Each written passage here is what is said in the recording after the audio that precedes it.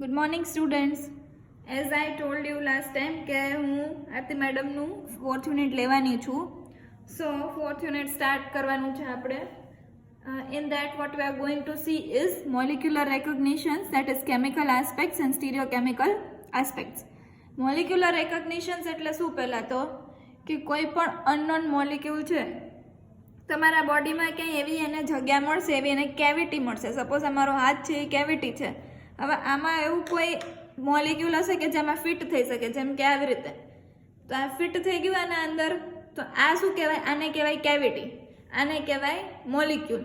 હવે આ બે વચ્ચે જે બાઇન્ડિંગ થશે એને શું કહેવાશે? Molecular recognition. રેકોગ્નિશન એટલે શું? આ જે અનનોન કમ્પાઉન્ડ છે રેકોગ્નાઇઝ કરે કે મારી આની અંદર ફિટ થવાનું છે, અને જે ફિટ થાય એને કહેવાય molecular recognition.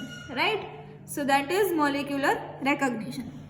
Molecular recognition is a concept of fundamental importance in chemistry and biology and inseparably linked with stereochemistry. બરાબર છે? સ્ટીરિયોકેમિસ્ટ્રી સાથે inseparably linked છે. It is a phenomenon in which a receptor or a host molecule, usually large, forms a stable complex with the one or more guest molecules, usually small, through weak directional forces working within different subunits of the component molecules. બરાબર છે? એટલે શું કહે છે? મેં તમને જેમ સમજાવ્યું એમ જ કે એક રિસેપ્ટર કાં તો હોસ્ટ હશે, આને કહેવાય રિસેપ્ટર ઓર હોસ્ટ. બરાબર છે? આ રિસેપ્ટર ઓર હોસ્ટની અંદર એક નાનું, જો રિસેપ્ટરને શું, હોસ્ટને શું કીધું? યુઝ્યુઅલી મોટું હશે અને સ્ટેબલ કોમ્પ્લેક્સ બનાવશે કોઈ ગેસ્ટ સાથે. હવે ગેસ્ટ કોણ છે? આપણો અનનોન કમ્પાઉન્ડ, જેમ કે આ. તો આ મોટું હશે, એની અંદર આ ફિટ થશે. બરાબર છે? આ રિસેપ્ટર છે, આ ગેસ્ટ છે, તો આની અંદર આ ફિટ થઈ જશે. And this is called receptor host or interaction. બરાબર છે? Receptor host, receptor guest interaction, not receptor host, receptor guest interaction. એની બે વચ્ચે જે ઇન્ટરેક્શન થશે એને કહેવાશે રિસેપ્ટર ગેસ્ટ ઇન્ટરેક્શન. બરાબર છે? These forces comprises of, હવે આ બેની વચ્ચે જો ઇન્ટરેક્શન આપણે કરવું હોય તો એની માટે શું જોઈએ? અમુક ફોર્સીસ જોઈએ. બરાબર? એમને તો આ કાંઈ અટ્રેક્ટ નહીં થાય આની સાઈડ, તો એની માટે જે ફોર્સીસ હશે એ કેવા હશે? Non covalent binding such as hydrogen bond, van der Waals interaction, electrostatic interaction, hydrophilic interactions, hydrophobic interactions and pi stacking interactions. Pi stacking interactions એટલે શું? ડાયલ સાલ્ડરમાં કેમ આપણે પાઈ બોન્ડ છે અટ્રેક્ટ કરતા હોય એકબીજાને અને 4+2 સાયક્લો એડિશન થાય, એને કહેવાય, એવું ઇન્ટરેક્શનને કહેવાય pi stacking interaction. For those forces to operate effectively, એટલે કે આ બધા ફોર્સીસને જો ઇફેક્ટિવલી ઓપરેટ કરવું હોય તો receptor must provide a cavity or pocket that matches the size and the shape of the guest, and the binding site in the host guest molecules must be properly aligned to maintain the complementarity between the different subunits. Okay? આનો મતલબ એવો કહેવા માંગે છે કે જો આપણે કોઈ હોસ્ટમાં કે કોઈ રિસેપ્ટરમાં જો આપણે કોઈ ગેસ્ટને ફિટ કરવું હોય તો સપોઝ આ છે એ કેવી છે? એમ સી શેપની મારી સાઇટ છે. બરાબર છે? હવે એમાં સી શેપનું જે ગેસ્ટ હશે એ ફિટ બેસી શકશે. હવે સપોઝ આને આવી રીતના કરી નાખું. બરાબર છે? આને સપોઝ સ્ક્વેર સમજી લો અને આ મારી છે એ સી શેપની ગેસ્ટ છે, તો આમાં ફિટ થશે? નો થાય. ઓબ્વિયસ વાત છે ને. તો એમ જ કહે છે કે જે કોઈ પણ હોસ્ટ છે એની સાથે જો કોઈ ગેસ્ટને ફિટ થવું હોય તો પ્રોપર સાઇટ હોવી જોઈએ, પ્રોપર અલાઇનમેન્ટ હોવું જોઈએ. અલાઇનમેન્ટ એટલે શું? કે સરખું આમ એકબીજામાં ફિટ થઈ શકે એવું પ્રોપર અલાઇનમેન્ટ હોવું જોઈએ, એવા સરખા ફોર્સીસ હોવા જોઈએ, તો એ પ્રોપરલી ફિટ થઈ શકે. બરાબર છે? અને જે પણ ડિફરન્ટ યુનિટ્સ હોય આપણા જે ગેસના એ કોમ્પ્લિમેન્ટરી એટલે કે એકબીજાને મિલતા જુલતા હોવા જોઈએ. The component molecules recognize each other through interplay of non-covalent forces. બરાબર છે? એટલે કે જે બે મોલિક્યુલ્સ છે એ શું થાય? રેકોગ્નાઇઝ કેવી રીતના કરે? તો કે ઇન્ટરપ્લે ઓફ, એટલે કે એની બે વચ્ચે નોન કોવેલન્ટ ફોર્સીસથી ઇન્ટરેક્શન થશે. And hence the term molecular recognition is given. અને આની ઉપરથી મોલિક્યુલર રેકોગ્નિશન ટર્મ આપવામાં આવી છે. It brings order in the system. બરાબર છે. એ શું કરે છે? ઓર્ડર એટલે અલાઇનમેન્ટ. એક સરખી જેમ કેમ લાઇનમાં ઊભા રાખીએ તો એક આપણે અલાઇનમેન્ટ કહેવાય કે એક પછી એક બધા ઊભા હોય. આડાવડા ઊભા હોય તો એ અલાઇનમેન્ટ ન કહેવાય, રાઈટ. લાઇનમાં ઊભા હોય તો એને આપણે શું કહીએ? એક ઓર્ડરલી અલાઇનમેન્ટ કહેવાય ને, કે ભાઈ એક પછી એક ઊભા છે. રેન્ડમલી ઊભા હોય તો એને અલાઇનમેન્ટ ન કહેવાય. એટલે એક ઓર્ડર કરે છે, અલાઇનમેન્ટ કરે છે. અને જ્યાં અલાઇનમેન્ટ હોય ત્યાં એની સ્ટેબિલિટી કેવી હોય? સારી હોય. અને જેટલી સ્ટેબિલિટી સારી એટલી એની એન્ટ્રોપી ઓછી. એન્ટ્રોપી એટલે શું? Randomness of the system. કેટલું રેન્ડમ છે સિસ્ટમ. હવે જ્યારે લાઇનમાં અલાઇન થઈ જાય તો પછી રેન્ડમનેસ બી એની ઓછી થઈ જશે. It brings order in the system, and order means decrease in the entropy. The unfavorable entropy effect and other anti-associative factors such as solvation are however more than compensated by non-covalent binding forces. હવે આમાં જો unfavourable entropy effect અને બીજા ઘણા એવા anti associative factors હશે જે બેને બાઇન્ડ થવા ન દેતા હોય, પણ આવા ફેક્ટર્સ જે છે એ નોન કોવેલેન્ટ ફોર્સીસ છે એને ઓવરકમ કરી દે, એને ગમે એમ કરીને એને સેટલ કરી દે અને બેની વચ્ચે બાઇન્ડિંગ કરાવે. A new chemistry thus emerges, the chemistry of non-covalent bindings. અને આની ઉપરથી ન્યૂ કેમિસ્ટ્રી બને છે જેને કહેવાય છે chemistry of non-covalent bindings. If the receptor molecule, in addition to the binding site, contains a functionality which is capable of reacting with the bond of the guest molecules, and if the transition state of the reaction is stabilized by the molecular complementarity, the reaction rate is enhanced. હવે આનો મતલબ શું થાય છે કે suppose તમારા કોઈ receptor કે હોસ્ટમાં એની સાથે કોઈ એવી બાઇન્ડિંગ સાઇટ બીજી હોય કે એવું કોઈ ફંક્શનલ ગ્રુપ હોય, જેમ કે હાઇડ્રોજન બોન્ડિંગ બનાવી દે, સાઈડમાં કોઈ એવું ફંક્શનલ ગ્રુપ હોય જે આ છે, સપોઝ અહીંયા એક હાઇડ્રોજન ગ્રુપ હોય જે અહીંયા OH જે ગેસ્ટ આવતો હોય એની સાથે હાઇડ્રોજન બોન્ડ બનાવી દે, તો આ બે વચ્ચેનું ઇન્ટરેક્શન કેવું થઈ જશે? વધારે સારું થઈ જશે. બરાબર છે. અને એના લીધે શું થાય તો કે ટ્રાન્ઝિશન સ્ટેટ જે બનતું હોય એની રિએક્શન જેની સ્ટેબિલિટી હોય એ સ્ટેબિલાઇઝ થઈ જાય અને એના લીધે જે રિએક્શનનો રેટ છે એ વધી જાય. બરાબર છે. અને આ કેના જેવું થયું? સપોઝ બે કોઈ અનનોન ફ્રેન્ડ્સ છે, હવે એની વચ્ચે કોઈ એક મ્યુચ્યુઅલ ફ્રેન્ડ આવી જાય તો એ બે જે પેલા બે છે એનું બોન્ડિંગ વધી જાય તો એને શું કહેવાય? Host guest interaction. Okay. This is exactly what happens in enzymatic reactions which accounts for high catalytic activity. હવે આવું ક્યાં જોવા મળે છે? એન્ઝાઇમ્સમાં. એટલે જ આપણે એન્ઝાઇમ્સને શું કહીએ? Enzymes A rate of reaction વધારે. શું કામ? કેમ કે એમાં એવા અમુક ફંક્શનલ ગ્રુપ્સ હોય જે ટ્રાન્ઝિશન સ્ટેટને સ્ટેબલ કરી દેતા હોય અને એના લીધે રિએક્શન છે એ ફટાફટ આગળ જતું હોય. Thus, the concept of molecular recognition may be utilized to design appropriate host-guest combinations which can behave as artificial enzymes. બરાબર છે. આની ઉપરથી આપણે આર્ટિફિશિયલ એન્ઝાઇમ્સ પણ ડિઝાઇન કરી શકીએ છીએ. or enzyme models in the way imagined by Pauling. અને કાં તો enzyme models પણ બનાવી શકીએ છીએ. During the last decade, a vast amount of work has been done on guest-host chemistry, also known as supramolecular chemistry. Now this is important. Host-guest chemistry ને બીજા વર્ડમાં supramolecular chemistry પણ કહેવામાં આવે છે. Major emphasis being laid on the design and evaluation of synthetic receptors. બરાબર છે. અને એની ઉપરથી synthetic receptors બનાવવામાં આવે છે. In few cases, enzyme mimics have been prepared with high reaction rate, high stereoselectivity and high catalytic turnover. અને અમુક કેસમાં શું કર્યું છે? એન્ઝાઇમ મિમિક્સ. એન્ઝાઇમ મિમિક એટલે શું? એક એન્ઝાઇમનું મોલ્ડ. સપોઝ એક જે એન્ઝાઇમ હોય આપણે બોડીમાં એનું મોલ્ડ બનાવી લીધું. મોલ્ડ કેવું હોય? એક્ઝેક્ટ જેવું એન્ઝાઇમ હોય એવું જ હોય, એવું મોલ્ડ બનાવી લીધું અને એની સાથે રિએક્શન કરાવ્યું તો રિએક્શનનો રેટ હાઈ હતો, એની સ્ટીરિયો સિલેક્ટિવિટી હાઈ હતી અને એને કેટાલિટિક ટર્નઓવર પણ હાઈ હતું. The topic is too vast to be treated in single chapter. બરાબર છે. અને ટોપિક બહુ મોટો છે. ઓકે. અને નેક્સ્ટ તમારે કંઈ કામનું નથી.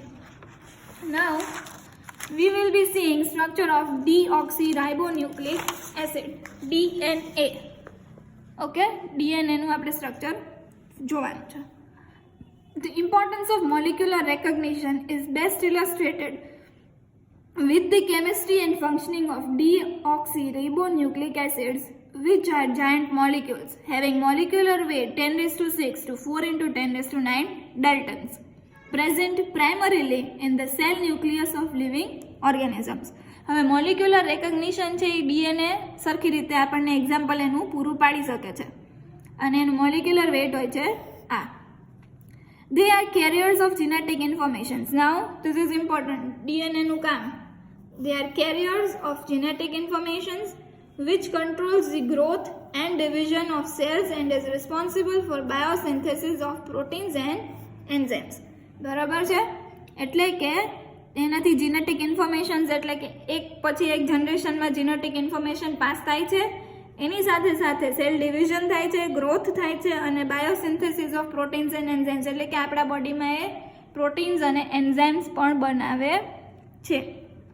જેમ કે તમારો ફેસ તમારા પેરેન્ટ્સ જેવો આવતો હોય, કોઈ આજુબાજુના પેરેન્ટ્સ જેવો તો ન આવે.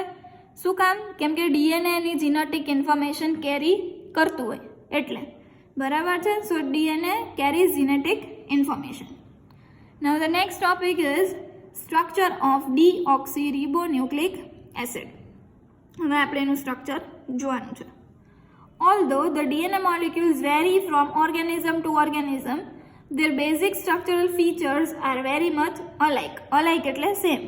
એટલે એવું કહેવા માંગે છે કે ડીએનએ મોલિક્યુલ છે એ જુદા જુદા એટલે કે એક પર્સન ટુ બીજા પર્સન અલગ હોય પણ એની જે બેઝિક છે, બેઝિક સ્ટ્રક્ચર છે એ સરખું હોય. DNAs are polymers of nucleotides. This is important. DNA છે શું છે? Polymers of nucleotides as repeating units. બરાબર છે? repeating units માં હોય. In which 2-deoxy-D-ribofuranos 1A. That means 1A. આ વાળું 2-deoxy-D-ribofuranos 1A is bonded to a base by beta glycosidic linkage and to a phosphate group of to a phosphorus of a phosphate group at carbon number 5. બરાબર છે? એટલે કે એવું કહેવા માંગે છે કે ડીએનએ છે એમાં બીટા ગ્લાયકોસિડિક લિંકેજ હોય છે, બીટા ગ્લાયકોસિડિક લિંકેજ, અને એની સાથે શું હોય છે તો કે કાર્બન નંબર 5 જે હશે એની સાથે ફોસ્ફરસ ગ્રુપ જે ફોસ્ફેટ હશે એનું ફોસ્ફરસ ગ્રુપ જોઈન્ટ થયેલું હશે. જેમ કે તમને અહીંયા દેખાય છે. અહીંયા હું કહું 1, 2, 3, 4 અને 5. જો 5 નંબરનો કાર્બન સાથે ફોસ્ફેટ ગ્રુપનો ફોસ્ફરસ અટેચ થયેલો છે. The 4 major basis. હવે જો ડીએનએ કેનું બનેલું હોય? ન્યુક્લિયોટાઇડનું. ન્યુક્લિયોટાઇડમાં શું હોય તો કે શુગર હોય, બેઝ હોય અને ફોસ્ફેટ હોય. આનાથી બને ન્યુક્લિયોટાઇડ. અને બીજું છે ન્યુક્લિયોસાઇડ. હવે ન્યુક્લિયોસાઇડ અને ન્યુક્લિયોટાઇડમાં શું ફેર છે તો કે એકમાં શુગર અને બેઝ ખાલી પ્રેઝન્ટ હોય, ફોસ્ફેટ હોય એબસેન્ટ. Phosphate absent. ઓકે? અને ન્યુક્લિયોટાઇડમાં શું હોય? ફોસ્ફેટ પ્રેઝન્ટ હોય. આ બેનો ફેર છે. એક છે ન્યુક્લિયોટાઇડ, બીજું છે ન્યુક્લિયોસાઇડ. બરાબર છે? ન્યુક્લિયોટાઇડમાં શું હોય તો કે શુગર હશે, બેઝ હશે અને ફોસ્ફેટ ગ્રુપ હશે. શુગર કઈ હશે? રાઇબોફ્યુરેનોસ. પહેલાં કહી દીધું છે એટલે 5 મેમ્બરવાળી રાઇબોફ્યુરેનોસ હશે. બેઝ કયા હશે? હવે આપણે બેઝનું ડિસ્કશન કરવાનું છે. બેઝ જો બે હોય, એક પ્યુરિન ટાઈપના બેઝ હોય અને એક પિરિમિડિન ટાઈપના બેઝ હોય.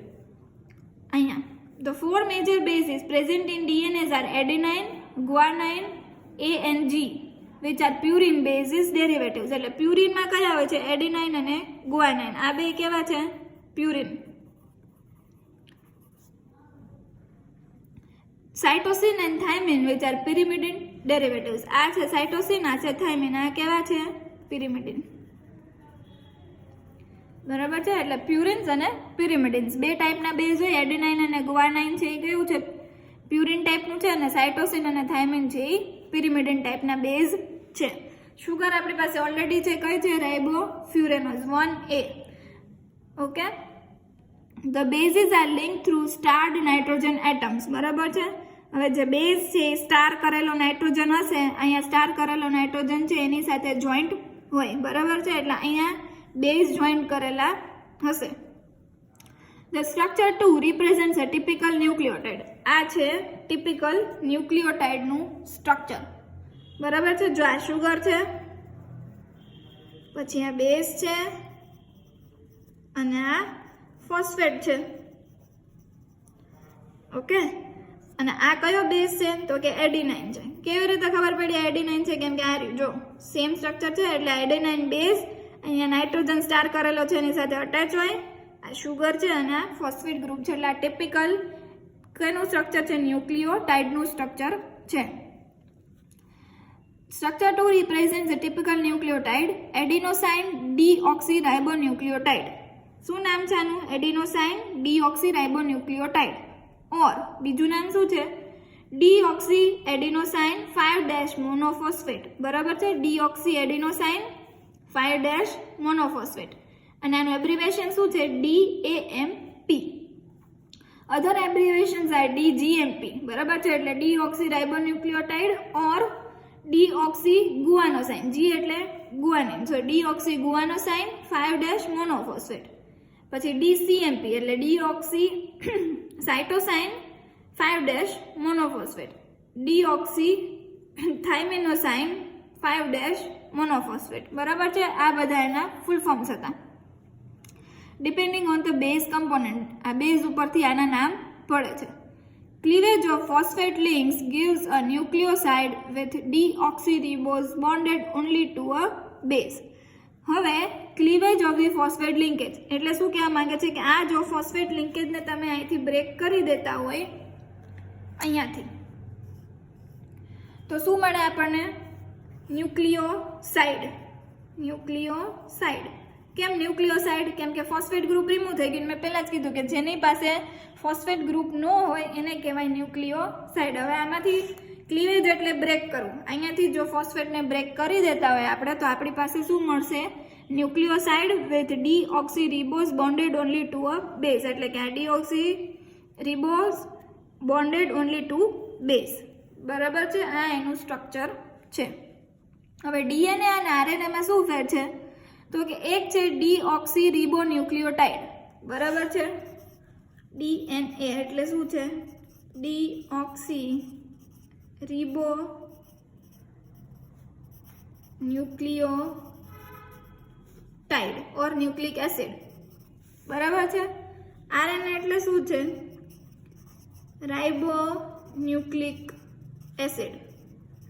ફેર એટલો જ છે કે સપોઝ ને એવું જોઈએ, આ આર ની જગ્યાએ હું ખાલી એચ લખું, ઓ કાઢી નાખું તો ડીઓક્સી થઈ ગયું. ઓક્સિજન રિમૂવ કરવું એટલે ડીઓક્સી થઈ ગયું. એટલે ખાલી હાઇડ્રોજન હોય અહીંયા તો ડીએનએ, અને ઓએચ હોય તો આરએનએ. શું કામ? કેમ કે એમાં રાઇબોન્યુક્લિક એસિડમાં શું હોય? ઓએચ હોય. અને ડીઓક્સી એટલે ઓક્સિજનને ખાલી રિમૂવ કરી દેવાનો અને હાઇડ્રોજનને જ રાખવાનો, એને કહેવાય ડીઓક્સી રાઇબોન્યુક્લિયોટાઇડ. આ હતું ડીએનએ સ્ટ્રક્ચરની વાત. નાઉ polymerization of nucleotides takes place by esterification of 3'OH group of one nucleotide with the 5' phosphoryl group of the another nucleotide, giving rise to phosphate bridges, and a DNA strand is formed as shown by structure 3. હવે એવું કહે છે કે polymerisation કેવી રીતના થાય? Polymerisation તો કરવું પડે તો જ મોટું ડીએનએ નું સ્ટ્રક્ચર બને. તો કેવી રીતના થાય છે? તો કે esterification of 3'OH group of one nucleotide with 5' phosphoryl group of another. એટલે અહીંયા જે 5' અને 3' છે, 1 2 3 4 અને 5. બરાબર, આ એક છે, એક ન્યુક્લિયોટાઇડ છે. એનું બીજા ન્યુક્લિયોસાઇડ સાથે શું કરવાનું છે? ન્યુક્લિયોટાઇડ સાથે આપણે એસ્ટરિફિકેશન કરવાનું છે. કેવી રીતે? તો કે આ 3 નંબર અને આ 5 નંબર. બરાબર છે, 5 અને 3 વચ્ચે અહીંયા O C double bond O, P double bond O, એટલે કે એસ્ટરિફિકેશન જેવું થયું. સી ડબલ બોન્ડ ઓ એટલે એસ્ટર, અને અહીંયા સી ની જગ્યાએ પી લખ્યું છે એટલે પી ડબલ બોન્ડ ઓ. આવી રીતે એસ્ટરિફિકેશન કરી નાખીએ આપણે તો શું થઈ જશે? એક આખું ડીએનએ બનશે. હવે વળી પાછું શું કરવાનું? તો કે 3 નંબર અહીંયાનો અને 5 નંબર અહીંયાનો. આ ન્યુક્લિક એસિડનો આ ન્યુક્લિયોટાઇડનો 5th નંબર અને બીજા ન્યુક્લિયોટાઇડનો 3rd નંબર. એ બે વચ્ચે શું કરવાનું? તો કે અહીંયાથી OH કાઢીને અહીંયા PR આને અટેચ કરી દેવાનું. એટલે એક આખું ન્યુક્લિયોટાઇડ તમારી પાસે ડીએનએનું મોલિક્યુલ બની જશે. બરાબર છે. આ સ્ટ્રક્ચર્સ બધા યાદ રાખવાના છે. આવી રીતના તમારે ડીએનએનું સ્ટ્રક્ચર બનાવવાનું છે.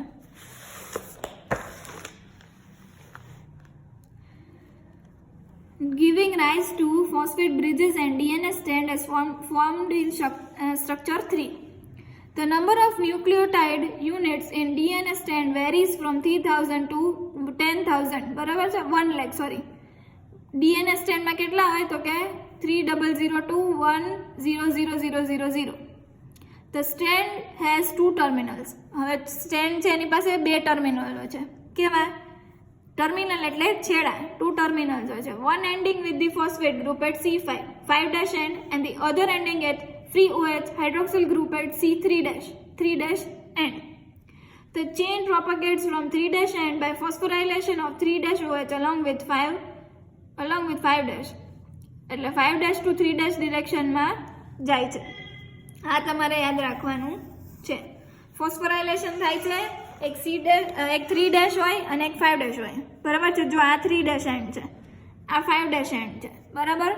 જો 5' અને 3' અને પોલિમરાઇઝેશન કેવી રીતના થતું હોય? 5' થી 3' ના એન્ડમાં થતું હોય.